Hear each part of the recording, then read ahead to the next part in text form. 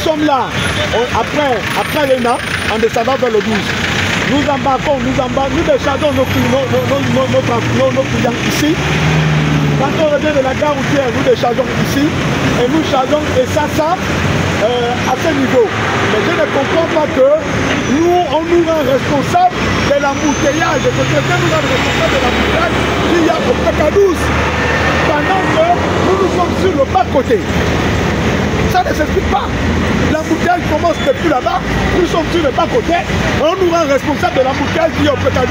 Et tous les après-midi, on nous demande d'enlever nos véhicules là, on ne nous dit pas où nous devons, on ne nous donne pas ainsi, dans lequel nous devons nous retrouver pour embarquer nos clients.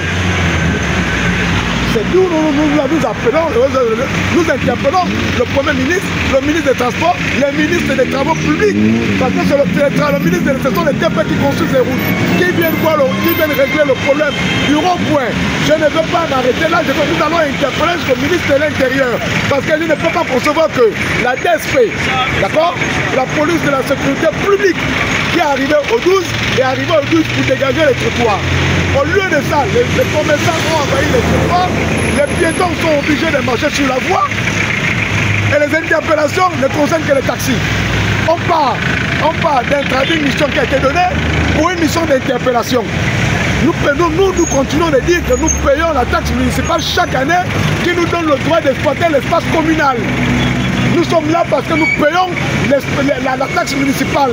Dans cette taxe municipale, il y a le droit de stationnement, d'embarquement et de débarquement. Donc nous disons que nous n'allons plus continuer à supporter ce mépris-là. Au rond-point, les clandons qui font ça en plein rond-point, au centre Saint-Giratoire, devant la police. Et nous, on vient nous déranger ici tous les jours, pendant que nous sommes des opérateurs économiques.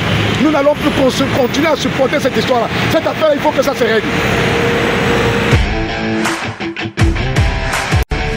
Ici au rond-point du PK12, qui est un rond-point stratégique, parce que c'est l'entrée de Libreville, au Grand Libreville. D'accord ? Depuis un certain temps, nous, opérateurs économiques dans le secteur du transport, nous avons du mal à pratiquer notre activité parce que les autorités nous rendent responsables des embouteillages qu'il y a au PK12. Alors, entre-temps, nous ne sommes pas responsables des embouteillages parce que nous, le contrat, d'abord, il faut partir d'un principe que nous payons une taxe municipale chaque année. Dans la taxe municipale que nous payons, nous avons l'éclairage, l'eau, l'insalubrité, le droit d'embarquement et de débarquement, donc le stationnement. Mais comment expliquer qu'après le paiement de cette taxe-là, nous ne pouvons pas exploiter l'espace communal comme ça se doit dans le secteur du PK12. Entre-temps, le secteur du PK12, il a une autre réalité qui est là, qui met à mal tout le monde et nous sommes rendus responsables. Entre-temps, vous arrivez ici au rond-point du 12, le rond-point déjà, il ne répond à aucune norme. On ne peut pas faire un costaud rond-point et rétrécir les voies. Ça ne peut que créer l'embouteillage. Après le rond-point, vous remontez après le rond-point, vous remontez vers le Secado. Quand vous arrivez au niveau du Secado, après le Secado, il y a des nids de poules. Il y a même obligatoirement le ralentissement des véhicules. Il y a la traversée des piétons. C'est ce qui fait en sorte que l'embouteillage part de là jusqu'au PK12. Mais nous qui déchargeons après l'ENA, nous sommes rendus responsables. Entre-temps, nous marquons les arrêts sur le bas-côté. Alors, c'est la raison pour laquelle nous disons non, nous n'allons pas subir tous les jours cette injustice-là pendant que nous ne sommes pas responsables. Comment expliquer que opérateurs économiques que nous sommes dans le secteur du transport, nous embarquons sur le bas-côté, les camions qui garent et qui changent les chassas sont en plein sens giratoire, marquent les arrêts en plein sens giratoire, marquent les stationnements en plein sens giratoire, les particuliers marquent les arrêts en plein sens giratoire, personne n'est secoué, personne n'est chassé de là. Pourquoi nous, opérateurs économiques, nous sommes rendus responsables? Et ça, nous disons non. Nous disons non. Le problème aujourd'hui ce que nous dénonçons, c'est qu'il faut réduire le rond-point du 12. Le rond-point du 12 ne répond à aucune norme. Nous avons vu l'aéroport. Avant que il y avait un rond-point à l'aéroport qui nous créait des embouteillages tous les jours. Mais les autorités ont fait quoi? Ils ont réfléchi qu'il fallait casser le rond-point de l'aéroport. On a détruit le rond-point. Aujourd'hui, l'aéroport n'a plus d'embouteillage. Pourquoi on ne peut pas le faire au 12? À défaut de nous mettre un échangeur au PK12 qui part depuis l'ENA. Jusqu'au moins la station du PK13. À défaut de le faire, on réduit la dimension du rond-point. Parce que le rond-point déjà, il ne répond à aucune norme. Du coup, les voies sont rétrécies. Avec les commerçants qui occupent les trottoirs et une partie de la voie, nous ne pouvons pas circuler. Il y a tellement de problèmes à revoir au niveau du PK12. Nous disons non, nous payons les taxes chaque année et nous n'allons jamais accepter de partir de là parce que nous sommes des opérateurs économiques. Nous payons les taxes qui nous donnent le droit d'exploiter l'espace communal. Le contrat avec la mairie, c'est le paiement de la taxe municipale qui nous donne le droit d'exploiter l'espace communal. Et nous payons cette taxe-là. Chaque année, nous avons pour le droit d'embarquer et de débarquer où besoin y est. Il n'y a pas un site d'embarquement pour les taxis. Il n'y en a pas.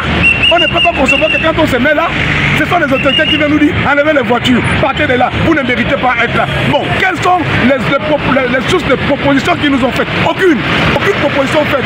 On vient, on se lève un bon matin, on dit enlevez les véhicules comme des balles frappes. On ne nous propose rien.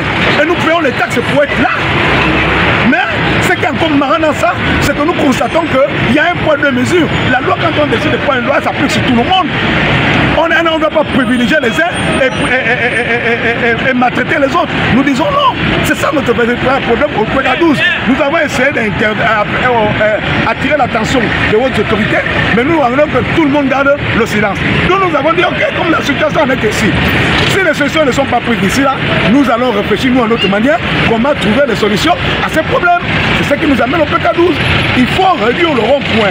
Il faut fermer les nids du poule qui sont après le secado. Il faut enlever tous les commerçants qui sont sur les trottoirs. Parce que les commerçants sur le trottoir font en sorte que les usagers, les piétons puissent marcher maintenant sur la voie.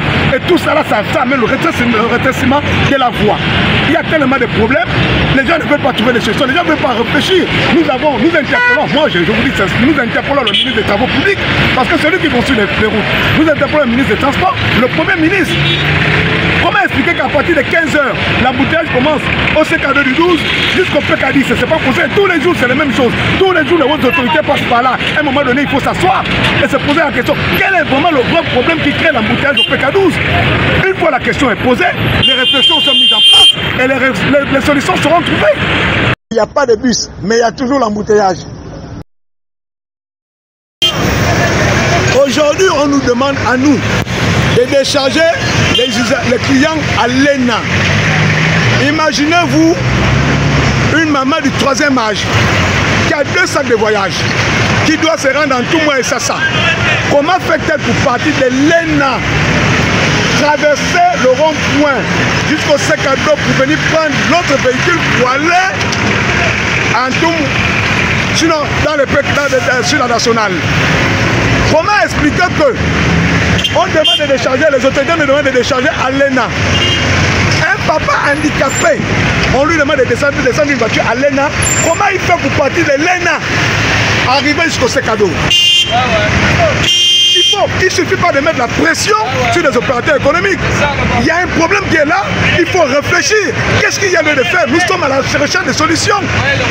On ne peut pas matraquer les opérateurs économiques comme si c'était des moins que rien. Nous payons les taxes. Bon, alors, ok, nous partons de là-bas, on nous dit, nous n'avons pas le droit d'embarquer là-bas. On nous demande de venir après le Secado. Il est où le parking, le site d'embarquement qu'ils ont aménagé au Secado? Voilà la zone qui est étouffée. Il n'y a pas d'endroit de stationnement. On marque les arrêts où on embarque les clients où pour rentrer à Essassa ou Antoum. Nous disons que les années précédentes sont terminées. Nous rentrons dans une nouvelle année avec de nouvelles réflexions, avec un nouveau système. Il est temps que tout le monde change de mentalité. Quand on demande le changement de mentalité, c'est pour reconstruire le Gabon, redonner une image, une nouvelle image au Gabon. Ça passe à travers la moralité, à travers la mentalité. Nous sommes des Gabonais, nous avons des cerveaux frais et des cerveaux qui sont faits pour des bonnes réflexions. Et c'est là où nous sommes. Nous disons non, on ne veut pas, on n'accepte pas de partir de là où nous sommes. On les refuse, on n'accepte pas. Nous payons les taxes pour être là. L'espace communal, c'est là où nous travaillons, c'est là où nous embarquons, c'est là où nous débarquons. C'est bien sûr, il y a le temps de réflexion, il y a le temps de solution. Mais nous on dit non, parce qu'à la fin nous allons finir par garer nos voitures pour dire que cette situation nous n'acceptons plus.